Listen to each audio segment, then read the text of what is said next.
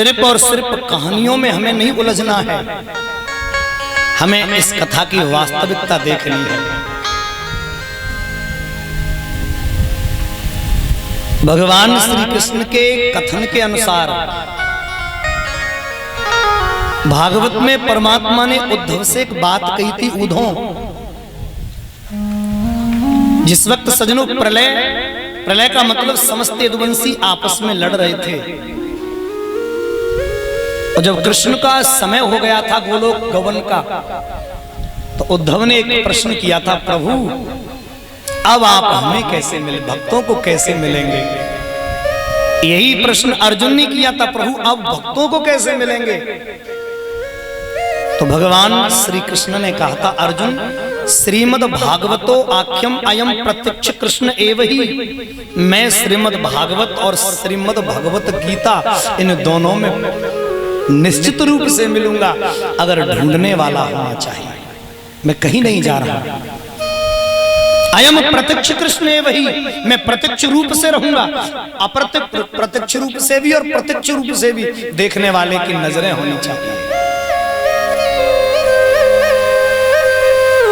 एक बात मैं और बता दूंगा आपको, उद्धव ने जब ये पूछा था, प्रभु आपके मिलने का तरीका क्या है, आपके मिलने का साधन क्या है, तो कृष्ण ने एक ही बात कही थी, अर्जुन और हे उद्धव, संसार से वैराग्य और मुझसे अनुराग, यही मेरे मिलने की सीढ़ियां हैं। और उद्धव वैराग्य 3 प्रकार का है, मरकट वैराग्य, मरघट शमशान वैराग्य और सच्चा वैराग्य। आप 10 मिनट सुन लेना, फिर मैं कोई लीलाबंदी वाली कथा में आ जाऊंगा, फिर माखन चोरी चलेंगी। केवल 10 मिनट मेरी बात समझ लेना बस।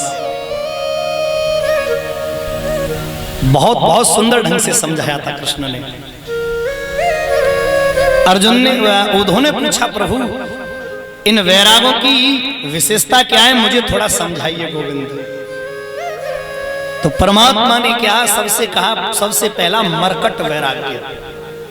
घर में जरा सी बात हो गई कि आ गया वैराग्य, बुढ़ापा नहीं है, मेरे पे बुढ़ापा आ गया है, मैं कमाता नहीं हूं, इसलिए तुम सब लोग मेरे पर इस तरह कर रहे हो, इस घर में नहीं रहूंगा, मैं तो वृंदावन चला जाऊंगा और वहीं भजन करूंगा, इस घर से काऊ तो मोहना है मेरो, और घर छोड़ दो सजनों, निकल गए वृंदावन।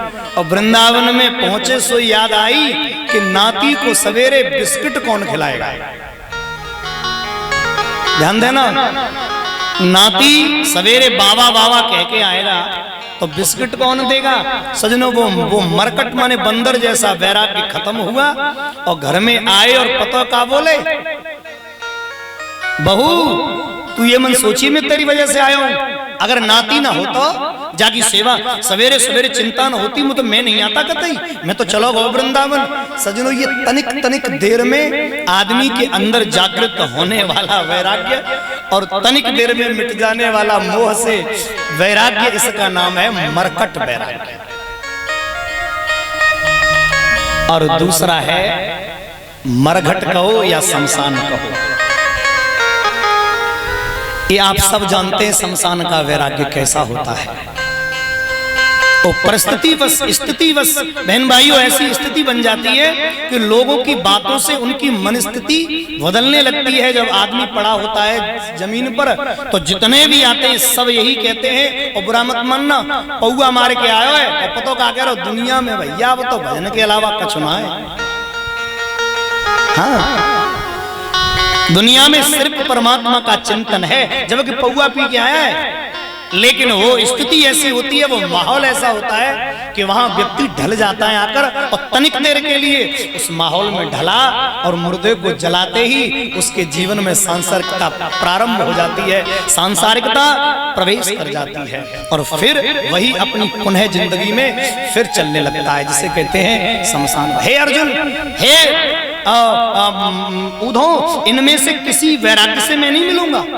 फिर प्रभु बोले सबसे बड़ा होता है सच्चा वैराग्य। सच्चा त्याग कबीर का जो मन से दिया उतार, जिनका मन मेला भया वो डूब गया मझधार। और वैराग्य का अर्थ क्या है? भगवान श्री कृष्ण कहते हैं, सुनो गौर से, वैराग्य का अर्थ क्या है? काम्या नाम कर्मणः न्यासः संन्यास। जो हमारी कामनाओं का जब न्यास हो जाता है ना, उसको हम संन्यास कहते हैं। उस दिन मैंने आपसे कही थी ना, जिसके जीवन से संकल्प विकल्प मिट गया, कोई संकल्प नहीं, कोई खाली स्थान नहीं मन में, सब संकल्प विकल्प जिसके समाप्त हो गए, बस वही संत है। और जिसके जीवन में, जिसने जितासनो जित श्वासो जित संगो जितेंद्रिय, बहन भाइयों, इन चारों चीजों का अनुसरण अपने जीवन में कर लिया, जो जितेंद्रिय हुआ, जिसने अपनी इंद्रियों पर, देखिए मैं फिर बोलता हूं, आप मन मन चिल्लाते हैं, हमारे बाबा बैठे जानते हैं, इस मन का काम केवल सजनों लगाम का है, और इसको साधने का काम तो बुद्धि का है। स्टीयरिंग खाली छोड़ दो तो स्टीयरिंग का अपना कोई महत्व नहीं है। स्टीयरिंग तो टायरन के संग जाएगी, जब तक उसको चलाने वाला ठीक नहीं होगा, सजनों बिना पिए नहीं चलाएगा, शुद्ध भाव से नहीं चलाएगा, तब तक ये गाड़ी खच्चों में सजनों पड़ती चली जाएगी। योगेश योग विन्यास है, योगात्मनम योग संभव न श्रेयास में प्रोक्त त्याग संन्यास लक्षण। संन्यास का लक्षण है मेरे भाई बहन, गौर से सुनना। कृष्ण कहते हैं मैं कब मिलूंगा? भगवान श्री कृष्ण की कथा चल रही है, इसलिए मैं बोल रहा हूं आपको। आप योग के स्वामी हैं, प्रभु समझाइए। तो कृष्ण ने कहा, सुनो उद्धव, तुम प्रश्न हमसे कर रहे हो, यही प्रश्न एक सन्यासी ने भी किया था। वो कथा आती है, बाद की है, पहले मैं आपको समझा दूं। योगेश योग विन्यास, योग के द्वारा जिसने अपनी इंद्रियों को अपने बस में कर लिया, जिसके जीवन से संकल्प विकल्प मिट गया, जिसके जीवन में परम शांति का प्रादुर्भाव हो गया, और जो समुद्र की तरह विशाल हृदय वाला हो गया, जाके श्रवण समुद्र समाना, जो भगवान की कथा को सुनने का बहन भाइयों रसिक बन गया, जिसके जीवन में दूसरे की कृति साज खत्म हो गई, जिसके मन से बहन भाइयों दूसरे के प्रति ईर्षा खत्म हो गई, समझ लेना वही संत है। और संत का दूसरा लक्षण वैरागी कहलाता है। बोलिए गोविंद भगवान। आइए एक बात और बता दूं मैं आपको चलते चलते, हम 7-6 दिन से, आज 5 दिन से कथा सुन रहे हैं मेरे प्रबुद्ध श्रोताओं। मैंने कई बार आपको इस विषय में समझाया होगा, फिर बता रहा हूं। इस जीवन की सजनों परिस्थिति क्या है? जीवन गुजर गया तो हम ये क्यों नहीं कर पाते? कारण हम समझ नहीं पाते सज्जनों। सारी उम्र बचपन से लेकर बुढ़ापे तक इसी में लगे रहते हैं कि पड़ोसी ने इतना बड़ा बंगला बना लिया, मैंने क्यों नहीं? पर बहन भाइयों, ये सब अपने प्रारब्ध का खेल, हम समझ नहीं पाते। कभी ईर्षा मत करो, इस मन में ईर्षा मत भरो।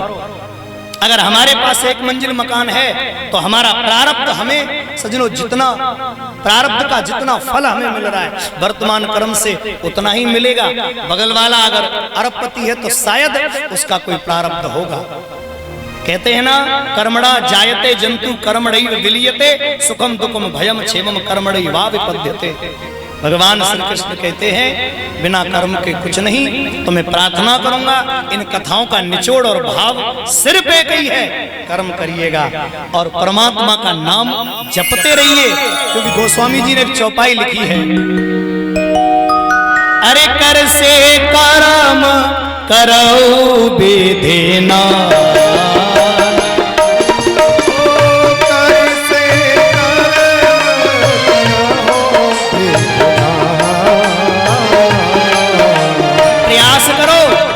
हमारे अंदर से भगवान का नाम जपते जपते, परमात्मा का सुमिरन करते करते एक समय ऐसा आएगा।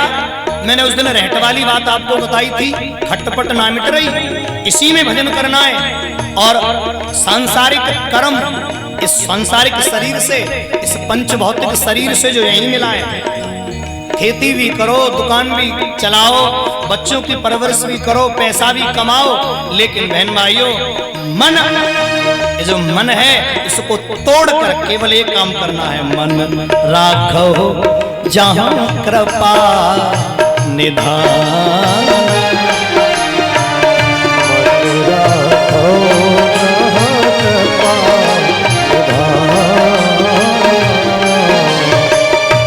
ये मन हमारा कृपा निधान में कब लगेगा? क्योंकि हमारे अंदर जो पांच चीजें हमारे अंदर जो है घर करके बैठ जाती हैं, इन 5 इंद्रियों में, मन बुद्धि चित्त अहंकार, इनको अलग कर दीजिए एक बार के लिए। सिर्फ मैं तुम्हें 5 चीज गिनाऊं, शब्द रूप रस गंध स्पर्श। ये बहन भाइयों जब तक इंद्रियों में लगे रहेंगे तब तक हमारा मन इंद्रियों के वशीभूत रहेगा, क्योंकि गो गोचर जहां लगे मन जाई। और मन जिस दिन केंद्रित हो गया उस दिन शरीर से कुछ भी करते रहोगे, तुम्हारा ध्यान परमात्मा में लगा रहेगा। आंखों को रूप, आंखों को ये रूप रूपी वैश्या लगी हुई है, सप्त हमारी कानों को लगा हुआ है। आप गौर से सुनना, हम कथा सुनने बैठते हैं, मुश्किल से 10 मिनट या 1 घंटे, अगर कोई रसिक है तो 3 घंटे बैठता है, नहीं तो 3 घंटे में सज्जनों मन कान हमारे तरफ हुए और हमको अच्छी नहीं लगती फिर निकल लेते हैं। और यही अगर सज्जनों कोई नौटंकी चल रही हो तो इन कानों को इतनी प्यारी लगती है कि रात के 7 बजे से लेके और सवेरे के 7 बज जाएंगे, जब तक वो खत्म नहीं करेगा तब तक ना उठरो पट्टा। क्योंकि हमारे अंदर ये बहन भाइयों रस लगा हुआ इन कानों को, सांसारिक रस। शब्द रूप, शब्द कानों को, रस जीव को, और रूप आंखों को, गंध नासिका को, स्पर्श त्वचा को। ये 5 हमारे अंदर से जब तक नहीं हटेंगे तब तक इन 5 इंद्रियों पर इनका कब्जा रहेगा, और कब्जा बना रहेगा तब तक ये मन इनका गुलाम बना रहेगा। तो मैं प्रार्थना करता हूं मन परमात्मा में लगाओ। और मन कब लगेगा? जब आप इन इंद्रियों को, आंखों को कृष्ण देखने की आदत, जीव को राम नाम लेने की आदत, कानों को कथा सुनने की आदत, शरीर को गोविंद का स्पर्श करने की आदत, आहा, और नासिका को भगवान की उस अद्भुत गंध का अनुभव करने की आदत नहीं पड़ेगी। एक बात और बोलूं, धूप बत्ती जलाए दे तो आदमी को बंद कर बदबू आ रही है, नासिका में चुभ रही है।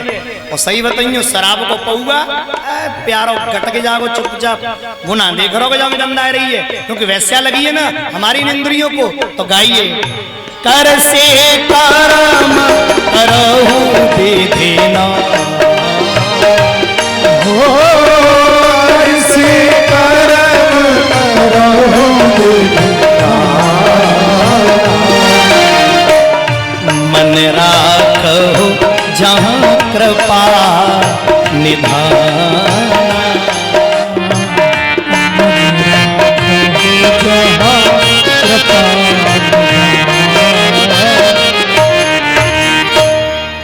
मन परमात्मा में रहे। उस दिन मैंने मन की दौड़ आपको बताई थी सज्जनों। ये स्थिति हमारे जीवन में कब तक रहेगी? जब तक हम अपनी प्रत्येक इंद्रियों को मोड़कर परमात्मा में नहीं लगाएंगे तब तक मन तो इनके साथ है ना। एक छोटी सी बात बताऊं, गौर से सुनना। एक आदमी आम के पेड़ के पास में गया, और आपके मतलब की चीज है सब सुनना, माताएं गौर से सुने, भाई लोग गौर से सुने, बुजुर्ग। आम के पास में तो सबसे पहले आम के फल को इन आंखों ने देखा। किसने देखा? संत भगवान गौर से सुने, आंखों ने। और आंखों ने सजनों आम के फल को देखा। अब आंखें तोड़ नहीं सकती, आंखों ने सजनों इशारा किया मन को, क्योंकि गुलाम है मन। मन ने इशारा किया पैरों को, पैर चल कर गए आम के पेड़ के पास। अब पैर भी नहीं तोड़ सकते, पैर ने इशारा किया हाथों को, हाथों ने फल तोड़ा। एक छोटी सी बात जिससे आप समझ सकते हैं इस बात को। अब ये हाथ भी नहीं खा सकते उस फल को, फिर मन ने इशारा किया दांतों को, दांतों ने उस फल को चबाया। अब दांत भी स्वाद नहीं ले सकते, फिर दांतों ने इशारा किया जीव को, जीव ने स्वाद लिया और पेट में फल पहुंचेगो। तब तक आम को रखवारो पीछे ते आएगो, तेरा राम भला करे, बिना पूछे तेने आम तोड़ो। एक दो पीठ में सजनो डंडा और चटाको भरो, एक और दो पीठ में, जैसे ही सूजी पीठ। अच्छा सही बताइयो नाइंसाफी है गई के नाम,